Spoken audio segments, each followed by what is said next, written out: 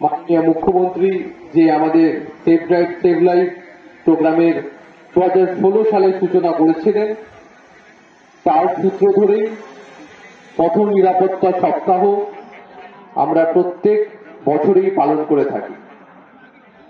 এই বছরও আপনারা জানেন যে এই যে সপ্তাহ, যেটা 27 তারিখ থেকে শুরু হয়েছে করে 31 তারিখ অবধি আমরা সেভ ড্রাইভ সেভ লাইফ বা পথ নিরাপত্তা সপ্তাহ হিসেবে পালন করছি।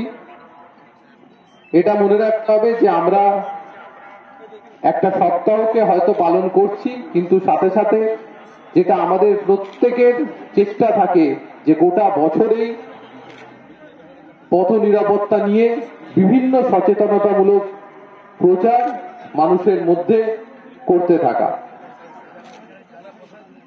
এরই অঙ্গ হিসাবে আপনারা জানেন যে কখনো বিভিন্ন স্কুলে গিয়ে যেমন প্রচার করা হয়, কখনো রাস্তার ধারে কোনো পথনাটিকার মধ্য দিয়ে, বা কখনো যারা ড্রাইভার থাকেন তাদের সচেতনতা কিভাবে বৃদ্ধি করা যায় তার মধ্য দিয়ে বিভিন্ন প্রোগ্রাম আমরা সারা বছর করে থাকি। এই পথ নিরাপত্তা সপ্তাহ জুড়েই, সপ্তাহতে গোটা জেলা জুড়েই বিভিন্ন প্রোগ্রাম করা হয়েছে। আজকেও আপনারা দেখতে পাচ্ছেন যে এখানে ডিএম স্যার একটি ড্রাইভিং লাইসেন্স মেলার উদ্বোধন করলেন। এই ড্রাইভিং লাইসেন্স মেলা, এখনই আমার স্যারের সাথে কথা হচ্ছিল যে আমরা গোটা জেলাতেই এইরকম মেলার আয়োজন করব, এবং বিশেষ করে যেহেতু তমলুক সাব ডিভিশন বা তমলুক জেলা সদরের প্রত্যেককে আসতে হয়, এখানে যাতে আরো বেশি সংখ্যায় এরকম মেলার আয়োজন করা যায়, যাতে আপনারা খুব সহজে নিজেদের ড্রাইভিং লাইসেন্স বানিয়ে নিতে পারেন এবং সঠিকভাবে সঠিক পদ্ধতি মেনে সঠিক নিয়মগুলি মেনে গাড়ি চালাতে পারেন, তার ব্যবস্থা করা হবে। এবং সেই জন্য যে ট্রেনিং এরও দরকার হয়, দরকার হলে স্যার আমরা ট্রেনিং এর আমরা এখানে ব্যবস্থা করতে পারবো, কারণ আমাদের পুলিশ লাইনে বা এই অঞ্চলে প্রচুর জায়গা রয়েছে। এখানে একটা জিনিসই আমি বলবো আপনাদের যে দেখুন, যেটা বুঝতে হবে, পথ নিরাপত্তা এমন একটা জিনিস যেখানে আমি আপনাদের যতই বলি বা যে আমরা সচেতনতামূলক যে প্রচারটাই আমরা করে থাকি সেটা কিন্তু যথেষ্ট নয়।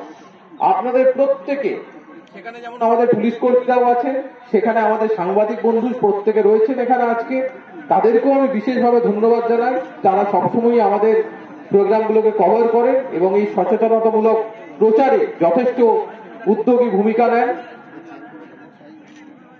এখানে আমাদের প্রত্যেককে আমাদের মাথার মধ্যে ঢুকিয়ে রাখতে হবে যে পথ নিরাপত্তা বা কোনো একটা দুর্ঘটনা ঘটে গেলে সেটাকে আবার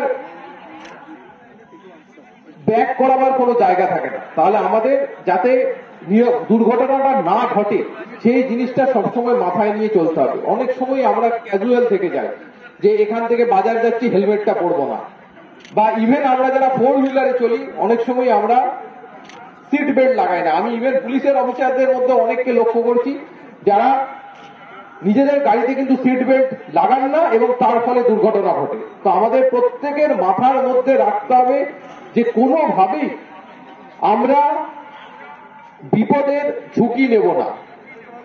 গাড়ি জোরে চললো আস্তে চললো, তো অনেক ইম্পর্টেন্ট হচ্ছে আপনি সিট বেল্ট লাগাচ্ছেন না, আপনি হেলমেট পরছেন না, আপনি রাত্রে ঘুমোননি, এগুলো কিন্তু ইম্পর্টেন্ট। আমাদের ড্রাইভাররা, বিশেষ করে পুলিশের, যেহেতু এখানে পুলিশের লোকেরাও রয়েছেন, পুলিশের ড্রাইভাররা অনেক সময় রাত্রে পর্যাপ্ত বিশ্রাম পান না, সেগুলো কিন্তু লক্ষ্য রাখতে হবে।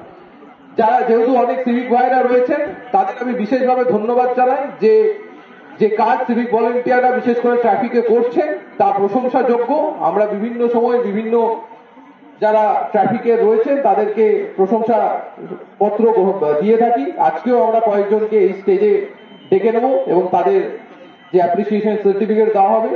কিন্তু জেলার ট্রাফিকে যারা সিভিক ভলেন্টিয়ার রয়েছেন তাদের ভূমিকা অনস্বীকার্য এবং তারা দিনরাত এক করে যে কাজ করছেন সেই জন্য আমি তাদেরকে বিশেষভাবে ধন্যবাদ জানাই। এরপর